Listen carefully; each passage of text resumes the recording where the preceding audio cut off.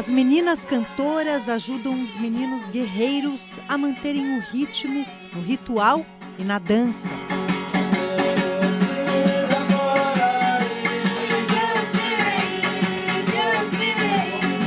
É por isso que nossas danças, nós tem esquiva, nós tem ginga, nós sabemos andar na mata.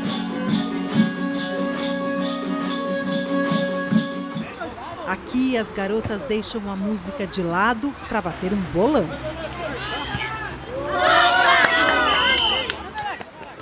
E os garotos vão na onda.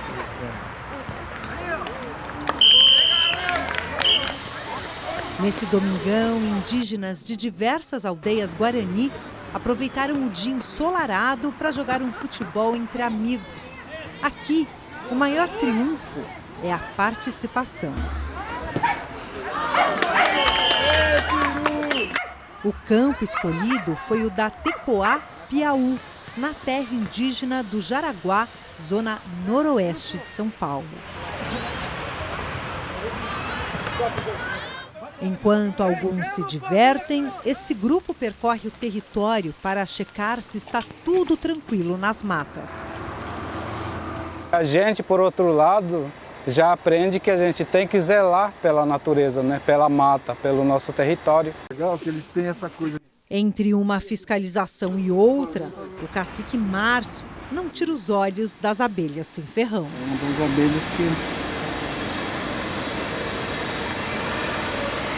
A abelha, né, para nós, ela é sagrada, né? Todas as abelhas.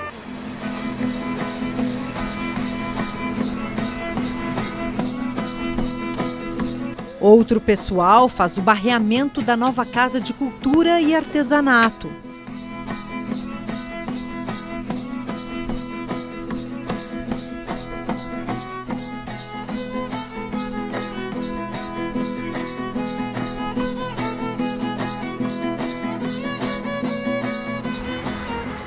A vida na aldeia Guarani do Jaraguá é pacata, tranquila, mas muito difícil.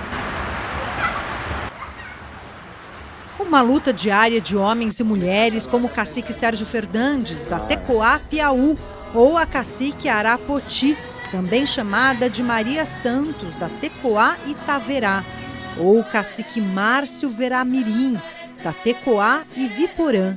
Tem também líderes como Tiago Henrique Carai de Cupé e tantos outros.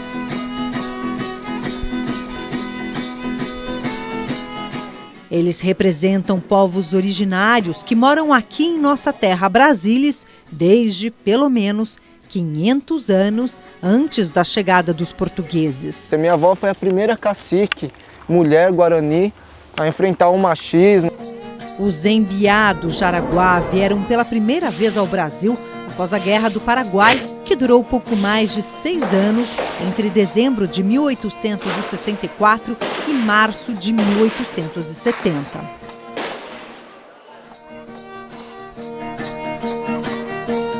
O Paraguai foi um centro de radiação de família Tupi-Guarani. Já a saga dos Guarani do Jaraguá começou cerca de 60 anos mais tarde, no fim da década de 1920, com a sua migração histórica pelo Brasil em busca da terra sem mal. Especialmente o Guarani tem a terra o mito da terra sem mal, é o paraíso na terra. Eles acham que indo em direção ao Oriente eles encontrariam o seu paraíso. E foi o que fizeram. Seguindo a orientação de líderes messiânicos da própria etnia, deixaram o Rio Grande do Sul por volta de 1925. Mas, para chegar à Terra sem mal, era preciso atravessar o que chamavam de a Grande Água, o Oceano Atlântico. O jeito foi subir a costa brasileira em direção ao norte, atrás do melhor caminho para chegarem ao seu paraíso na terra, no Oriente. Eles passaram por Santa Catarina e Paraná até chegarem ao litoral paulista. O primeiro reconhecimento oficial de sua chegada foi em 1927, com a aldeia do Bananal de Peruíbe. Em 1962, foi a vez da aldeia de Tariri, na mesma região. São guaranis que acabaram povoando o litoral de São Paulo, né, que a gente vê, e que formaram a população caiçara, como a gente chama hoje, e também alguns deles ficaram aqui no Planalto de São Paulo, e aqui vivem, né, desde então. Segundo relatos da imprensa na época, já no Planalto Paulista, eles se instalaram primeiro em Parelheiros, na zona sul da capital, em uma fazenda cedida pela igreja no início da década de 1980. Anos depois, no fim da mesma década, foram para o Pico do Jaraguá. Mas na versão guarani, eles chegaram em São Paulo bem antes, quase 2 séculos atrás. Nas histórias transmitidas de geração em geração, os primeiros indígenas dessa etnia começaram a migrar pelo Brasil após as guerras guaraníticas, ou Guerra dos Sete Povos, entre 1753 e 1756, na fronteira do Rio Grande do Sul com a Argentina. E já na segunda metade do século XVIII, subiram pelo litoral, passaram o Planalto Paulista e foram até o Espírito Santo. O mais importante é considerar os povos originários, os chamados povos indígenas, né, é considerá-los como os habitantes originais dessa terra. Pacíficos, sempre receberam seus visitantes de além do mar com muita cortesia. Aliás, essa é uma das principais características dos Guarani, a diplomacia. Uma comunidade que sempre preferiu o diálogo antes da agressão.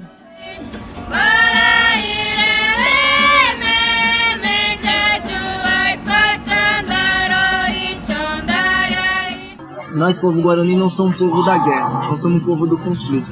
Sempre fomos um povo muito diplomático. Então é uma forma de luta indígena, luta meio silenciosa. Os indígenas, principalmente o Guarani, eles não gostam muito de confronto direto, né? Então eles vão comendo pelas beiradas, né? Nós somos mais ou menos hoje em 600 habitantes aqui, né? Entre jovens, crianças, mulheres, idosos, adultos, enfim. Todos vivem aos pés e ao redor do Pico do Jaraguá, um dos pontos turísticos mais importantes de São Paulo, que ocupa uma área de cerca de 5 quilômetros quadrados no coração da zona noroeste de São Paulo. Uma região privilegiada e valorizadíssima por sua localização estratégica e pelo interesse crescente de empreendedores imobiliários. A gente também sofre com o avanço agressivo da cidade. A especulação imobiliária assedia demais a nossa comunidade, eles vendem o marketing do Pico do Jaraguá, a janela do Pico do Jaraguá, mas não são eles que protegem esse pico, né? O indígena foi sempre tomado como um empecilho. Eles vão sendo empurrados e desrespeitados. Nos últimos anos, o interesse de grupos poderosos e com uma conta bancária avantajada só aumentou. 3 importantes rodovias passam por ali. A Bandeirantes, a Anhanguera e o Rodoanel. Milhares de veículos de todos os tipos que passam por aqui diariamente são responsáveis pela ligação da capital com o rico e próspero interior do estado de São Paulo. O ritmo é intenso, seja com mercadorias e produtos ou mesmo com passageiros. Os nomes das estradas, inclusive, retratam um período triste e violento da história guarani. Estamos cercados por homenagens, né? Homenagens muito tristes. A Anhanguera foi um bandeirante assassino, né? Uma pessoa que por onde passava deixava morte, destruição, deixava sofrimento, estrupo. A verdade é que os primeiros desbravadores do Brasil eram realmente gente que vivia nas masmorras. Era uma missão que só era aceita de fato por quem tinha alternativa pior, né? Que era ficar na prisão ou levar uma vida sofrida e Portugal. Então a gente não considera bandeirantes, né, revolucionários, nós consideramos eles um atraso para a evolução da humanidade, porque essa evolução que a gente tem hoje é a evolução do apocalipse, é a evolução do fim, né, é a evolução da destruição. Ao longo da história brasileira, os guaranis sempre foram vítimas dos bandeirantes. Em geral, fugiam para dentro da mata virgem para evitar que se tornassem escravos, fossem assassinados ou violentados pela trupe de desbravadores do sertão paulista. Cenas que se repetiam desde a chegada dos primeiros europeus à terra de Santa Cruz do Brasil. A gente não podia colocar nossas famílias em risco, então nós recuávamos para dentro da mata, né? Hoje a gente não tem mais para onde recuar. Eles são os povos originais, na verdade, aquilo foi o que sobrou para eles, né? É o contrário, nós já tomamos 99,9% do território e se a gente quiser preservar essas culturas, é preciso haver um tratamento inteligente desse problema. Uma questão que sempre volta às discussões. Afinal, 1500 foi o descobrimento do Brasil ou não passou de uma simples e comum para a época de uma invasão do território indígena pelos europeus? Foi uma invasão mesmo. No Brasil, durante toda a nossa história, essa atitude de não respeitar nenhum direito, né, ela se estende até hoje. Foi uma invasão. Primeiro eles imaginavam que era um pedaço da Índia, por isso que durante muito tempo foi chamado de Índias Ocidentais. Então foi um erro histórico que permaneceu por muito tempo. Tem muitas pessoas que falam assim, o Brasil foi descoberto. A gente fala não, o Brasil não foi descoberto, o Brasil foi encoberto. Bem, seja encobrimento, invasão ou descobrimento, como quer a versão oficial escrita pelos vencedores, o fato é que nesses 522 anos, nós, os Juruá, os não indígenas da terra de Santa Cruz do Brasil, passamos de menos de 10 mil para mais de 212 milhões de pessoas. Enquanto isso, os indígenas, os humanos que habitam esse território há mais de 1000 anos, foram reduzidos para pouco mais de 20% de sua população inicial.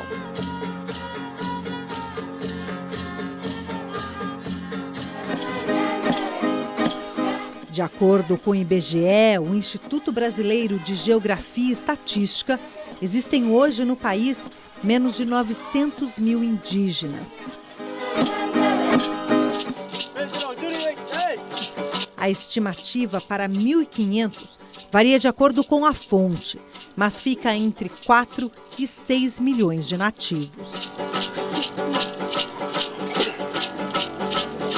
Sabe-se também que ao longo dos séculos, de 3 a 5 milhões de indígenas foram escravizados, torturados, aprisionados, violentados, sejam por portugueses, espanhóis, franceses, alemães ou holandeses. A chegada desses ocidentais aqui foi uma chegada agressiva. Eles trouxeram roupas com doenças, né? Eles trouxeram a pólvora, eles trouxeram, enfim, muita destruição. Exatamente, um genocídio. O genocídio continua, isso mesmo. Os originários que sobreviveram nesses 5 séculos de invasão ocidental ocupam menos de 15% do território nacional em 725 reservas e terras indígenas. São povos que agora aguardam o resultado do julgamento do marco temporal no Supremo Tribunal Federal. O ministro Alexandre de Moraes pediu vista do processo quando a votação estava empatada em 1-1. A decisão sobre a demarcação da aldeia Xokleng de Santa Catarina será usada como referência para decisões sobre centenas de áreas indígenas que aguardam a demarcação. Entre agosto e setembro de 2021, cerca de 6 mil indígenas, mulheres, homens, crianças e anciãos de 350 etnias de todo o país ocuparam a esplanada dos ministérios em Brasília.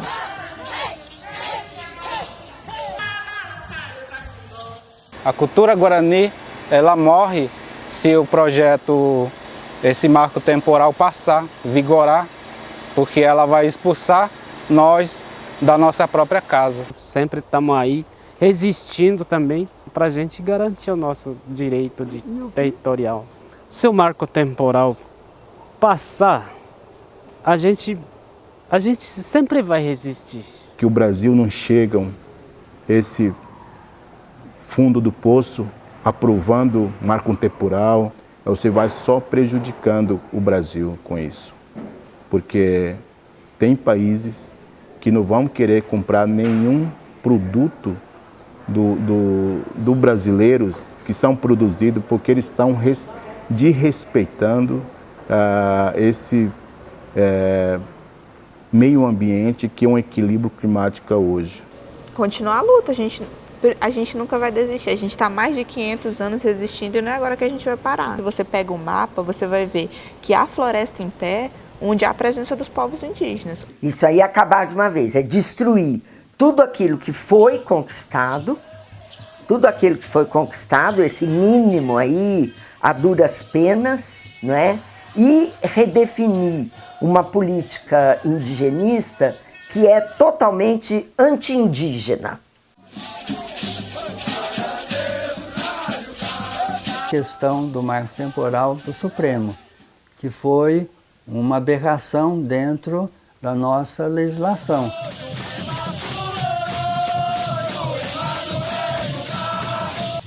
Representa um pouco o drama que os indígenas veem no Brasil, eles como donos da terra lutando para ter um pedaço para sobreviver. Enquanto o marco temporal continua em banho-maria na mais alta corte do país, os povos originários não perdem de vista a necessidade de manter seus territórios livres de especulações, invasões e crimes ambientais. Entre uma oração para Nhanderu, o Deus Supremo dos Guarani, e os cuidados para manter a comunidade unida,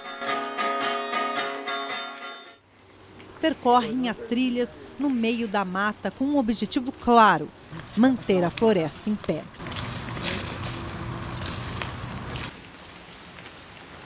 Cuidar e preservar a reserva é uma atividade comum para os diferentes povos da floresta, um ensinamento passado de pai para filha.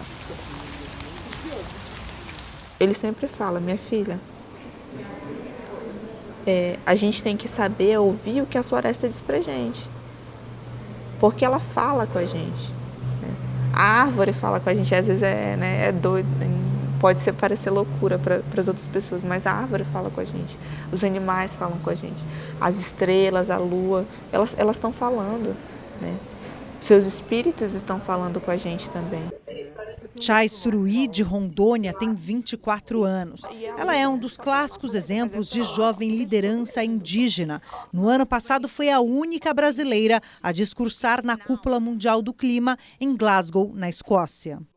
Todos os povos indígenas fazem esse trabalho mesmo de proteger a floresta, né? de não deixar que a floresta morra. Nós somos a floresta ela faz parte do que a gente é. O fato é que é impossível falar de floresta sem pensar nos riscos que ela corre, seja com os desmatamentos e queimadas ilegais que só aumentaram nos últimos anos, desde a posse de Jair Bolsonaro em 2019. Ou com as invasões criminosas de garimpeiros ou madeireiros e seu desprezo pela terra e pela vida selvagem. Vamos ser sinceros que o futuro da humanidade, ela pode ter um final muito drástico, vamos dizer, se continuar dessa forma, do desmatamento, das queimadas. O meu povo.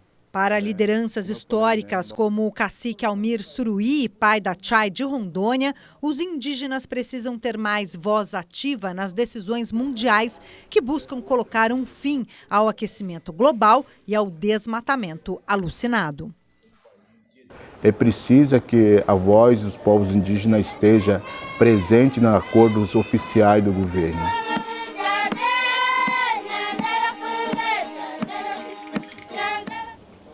Para outro jovem líder que prefere ser chamado de Chondaru, que significa guerreiro em Guarani, aos 27 anos, sabe muito bem o que precisa ser feito. A terra está pedindo socorro e que o que a gente está fazendo é atendendo esse pedido mesmo. O Juruá chegou com essa ideia, né, da posse, da terra privada, da água privatizada, né, daqui a pouco com ar privatizado.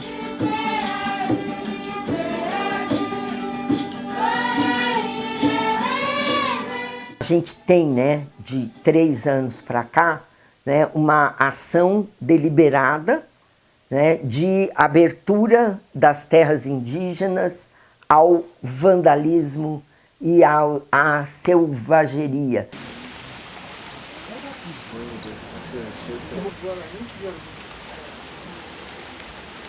Não pode sobrar uma pepitinha de ouro, não pode sobrar uma árvore, não pode sobrar um rio, um nada. Não pode sobrar um nada. Nós somos guardião da floresta. Porque somos nós que vivemos milenarmente em harmonia com a natureza, né? E que sabemos fazer esse trabalho de respeito mesmo e de sustentabilidade.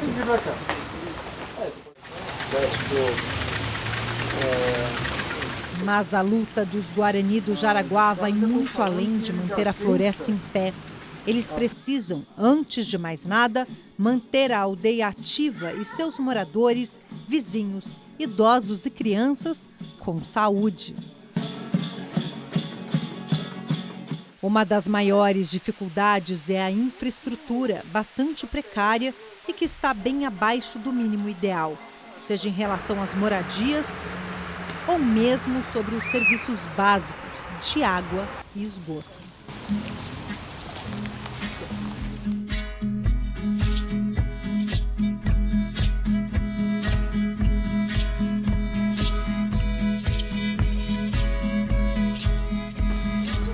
Além de construir as próprias instalações, eles sabem que precisam se virar para ampliar o leque de opções de trabalho para sua gente. O jeito é criar as suas próprias oportunidades e gerar renda. Aqui utilizaram a técnica do barreamento, uma mistura de argila com feno para construir essa nova casa de cultura e artesanato da Tecoá Iviporã. Com a construção, querem atrair ainda mais o ecoturismo para dentro da reserva. Outra atividade que no futuro pode ajudar na renda é o meliponário da Tecoá Iviporã. Entendi. E os bichinhos estão nervosos. Montado estrategicamente nessa elevação do terreno, com claridade certa e protegidas pelas árvores, 6 espécies de abelhas nativas, sem ferrão, fornecem o mel para toda a comunidade. Puríssimo, uma dádiva da natureza. Esse mel é sagrado para a gente. Tem o Márcio, que é uma pessoa muito importante para a comunidade, que é ele quem trabalha com a criação de abelha, né? A abelha, por si só, ela já é sagrada. Então, desde antigamente, a gente já sabia que a gente precisava respeitar as abelhas, né? Através dela, a polinização, né? A reprodução das plantas e a reprodução das plantas medicinais. É tudo desenvolvido pelas abelhas. Quem sabe o doce mel dessas abelhas sagradas do Jaraguá não possa polinizar as mentes e abrir os corações dos moradores, não só da maior metrópole brasileira, mas de todo o país. Aqui está a nossa vida, a nossa história. Quem somos, né? Quando a gente sabe quem somos, a gente tem um caminho, né? Um direcionamento. Eu acho que essa missão não é de um documentário, não é a missão do governo, é a missão de todos nós brasileiros, né, que temos essa tarefa de entender melhor o que acontece e tentar preservar para podermos melhorar.